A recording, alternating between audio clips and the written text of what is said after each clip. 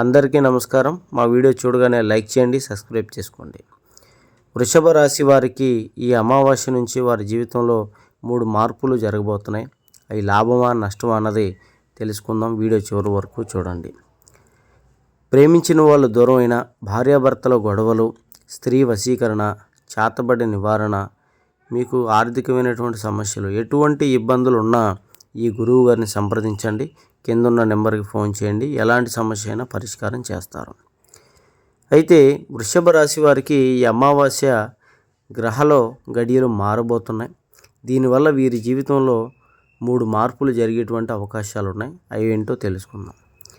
వీరికి ఆర్థికంగా చాలా ఇబ్బందులు పడుతూ, చాలా సమస్యలు పడుతూ, అప్పుల పాలవుతూ, అనవసరమైనటువంటి ఖర్చుల్లో చాలా ఇబ్బందులు పడుతూ కొంతకాలంగా సతమతం అవుతూ ఉన్నారు.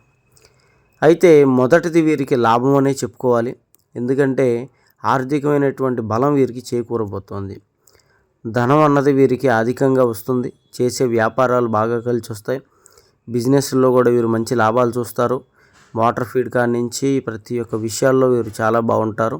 నూతన వాహనాలు తీస్తారు, బంగారం కొనుగోలు చేస్తారు. ఇలాగా అన్ని రకాలుగా ముందుంటారు.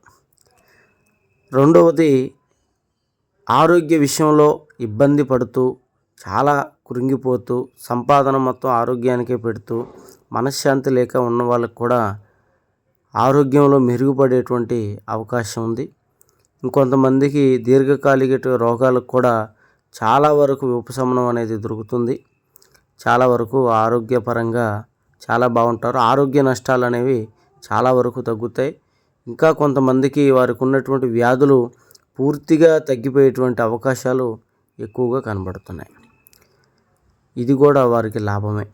మూడవది, వారి జీవితంలో వారు ఇష్టపడ్డ వాళ్ళు ప్రేమించినటువంటి వాళ్ళు దూరం అయ్యేటువంటి అవకాశాలు ఎక్కువగా కనబడుతున్నాయి. వృషభ రాశిలో ఉన్న ఆడవారైనా మగవారైనా వారు ప్రేమించిన వాళ్ళు దూరం కాబోతున్నారు.